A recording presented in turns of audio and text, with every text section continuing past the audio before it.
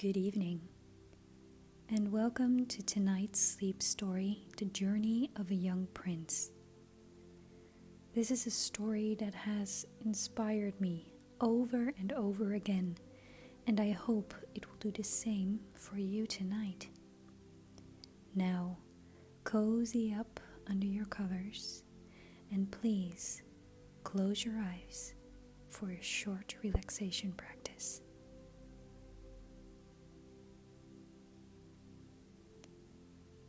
Good. Now, take a deep breath through your nose and out through your mouth.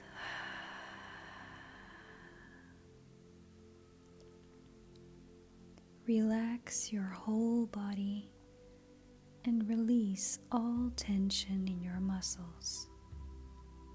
Lower your shoulders. If you feel that there's any tension left in the body, please let it go. Now one last deep breath in and release. Soften your body. Now feel your whole body lying in your warm, cozy bed, and bring your attention to your feet, elbow, head, belly, back, arms, legs, nose, and again your whole body together. Relax.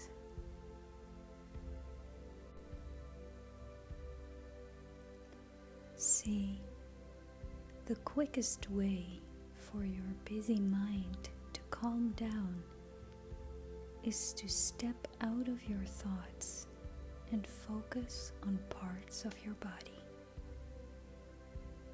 It may feel like we've traveled through the several parts in an unorganized manner, but now bring your focus back to your thoughts for a moment.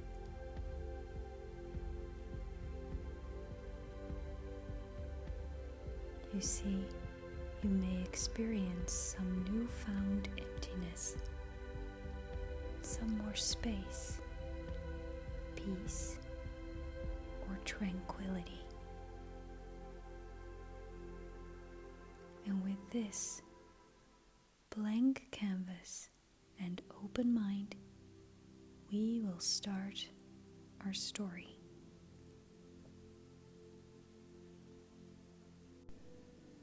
The beautiful area, what is currently known as Nepal, will be the decor for tonight's tale. Some doubt that the story I'm about to tell you ever truly happened, but those who currently live in Nepal or Tibet still truly believe in the existence of tonight's main character. You might already be familiar with the story I'm about to tell you, because it has been told many, many times for many centuries. In around 520 BC, a new prince of the Sakya clan was born. King Suddhodana and Queen Mahamaya felt extremely blessed as they were holding their newborn son. Joy was felt throughout the palace and in the kingdom for the arrival of this child, because someday he would become the new king. At least, that was what his parents had in mind for him. They named him Siddhartha Gautama. But Suddhodana wanted to know for sure that his son would follow in his footsteps, and therefore he invited the most skilled fortune teller in the land to predict the future of the baby. This child is very blessed and shows all signs of a wonderful being. He He has lived many lives, each one more noble and truthful than the one before. He will grow up either to become a great leader and king, or a wise teacher that will spread light and truth amongst many lands, the fortune teller spoke. But what will determine his path? The king asked. He will, the fortune teller answered. The king and queen wanted nothing more for their son than to become a king, and so they decided to steer him into that direction. Therefore, Siddhartha would grow up only inside the walls of the palace. He would never be confronted with poverty, old age, sickness, nor death. Not even a dead flower was allowed to stay in the garden when Siddhartha would be walking through it. The boy grew up in great wealth and felt short of absolutely nothing. He was a wise and happy young man, and at the age of 16 years old, he married a beautiful princess. Life was absolutely perfect, but through the passing years, the prince's curiosity grew enormously. He wanted to know what lay behind the palace walls more than anything, but his parents refused him to go. After waiting for 29 years to leave the palace, the prince had had enough. So he decided to dress up as a servant, and with the help of a friend who was working in the palace stables, he sneaked out of the palace and took a carriage ride through the village behind the palace walls. As soon as they arrived in the village, they saw many different people in the streets. Why does that man have such a strange white hair color? And why does he move so slowly? Siddhartha asked in amazement to the stable boy. Well, he's old, sir. That is what happens when you become of age, he answered. What does old mean? Well, it means that your body has seen many years and it starts to show inside and out, he answered. Then Siddhartha spotted another man who was moaning in the streets. I do not like his singing very much, Siddhartha said. Oh, but he is not singing, sir. This man is in pain. He is sick, the stable boy said. Sick? I do not know what you mean. Sickness is when our bodies hurt. We cannot function properly because we don't feel well. This man's body is complaining. All men, either rich, poor, ignorant, or wise, can feel this way, he explained to Siddhartha.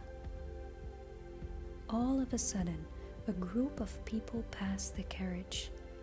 Everyone was crying, and they carried a dead body wrapped in linens and covered with flowers. It was a funeral, and the body was going to be cremated. How on earth can that person lie so peacefully? I could never sleep with so much noise around me, Siddhartha said. Well, from this sleep one will never awake. This is death, sir. After sickness and old age, death will follow. Your soul will travel out of your body and into other realms. It's one thing we surely all will face one day in our lives. Death is inevitable, the stable boy said wisely. They returned to the palace. Siddhartha could not believe all the suffering he had seen that day, and he felt an extreme amount of guilt for how little he knew about it during his past 29 years of living. He saw how incredibly blessed he had been, but was now unable to continue his life this way, for he did not want to enjoy so much wealth when he knew others had so little. That night, Siddhartha confronted his dad, the king. "Why have you never shown me the truth, father?" "Because I wanted you to be happy, loved and well. A parent wants no harm to fall upon their children. And my son, now you will understand that feeling even more so because..." His father answered. "What do you mean?" Siddhartha said. "Well," the king began, "while you were away, your own son was born." Siddhartha felt a great joy and ran to his wife and child. He held the baby in his arms and felt so much love for both of them.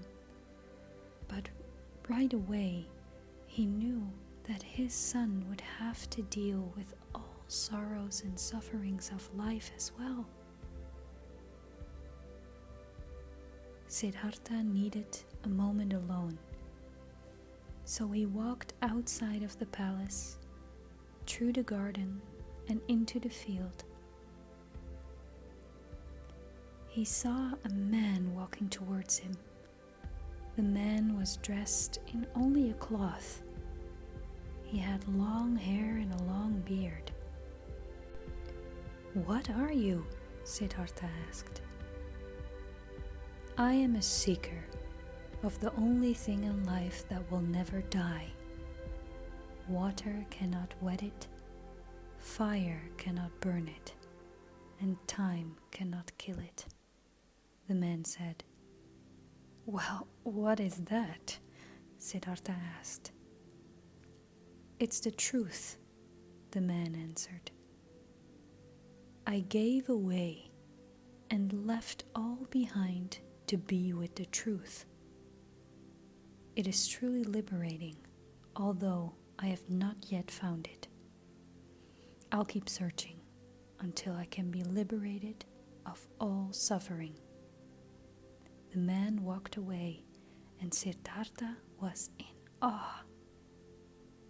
He knew what he had to do, so he ran back to the palace, took off his clothes, and wrapped himself in a cloth. He softly kissed his wife and baby while they were in deep sleep, and he left the palace that night, leaving all comforts behind him. Homeless and all alone, Siddhartha began his search for the truth, his kingdom within.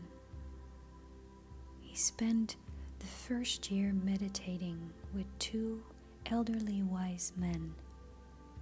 Although he knew how to quiet the mind, he still felt he had to dig deeper to truly find what he was looking for. So one day he decided to go for a little walk in the woods. On his path, he found 5 men. They all seemed to choose great suffering. They looked very dirty, famished, and in pain, but were not complaining over it. "What are you men doing?" Siddhartha asked. "To get closer to the source of all that is, we are punishing ourselves by taking away all we desire most. This way, we can be freed from all longings and go past our limiting bodies and minds," one of the men answered. Siddhartha wanted nothing more than food at that moment, and so he decided to start fasting. He fasted for 6 long years, only for the purpose to find truth. But the only thing that he had found over those past 6 years were pain and confusion. And if he did not start to eat fast, eventually he will find death. He knew this was not the way. At that moment of realization, a lady came to him and offered him a bowl of rice. It was the offer that gave Siddhartha a new sense of the path he needed to take to get towards his goal. He needed to live in the middle ground between great wealth and sickness and death. He stood up, took a refreshing bath in a lake, and started to eat properly again. Siddhartha felt much better physically, but after all these years, he still did not find what he was desperately looking for. In a last attempt, he sat down underneath a fig tree and said to himself, "I will sit here in meditation until I have found the great energy that holds all truths. I will not move, and I will be still so it can come to me."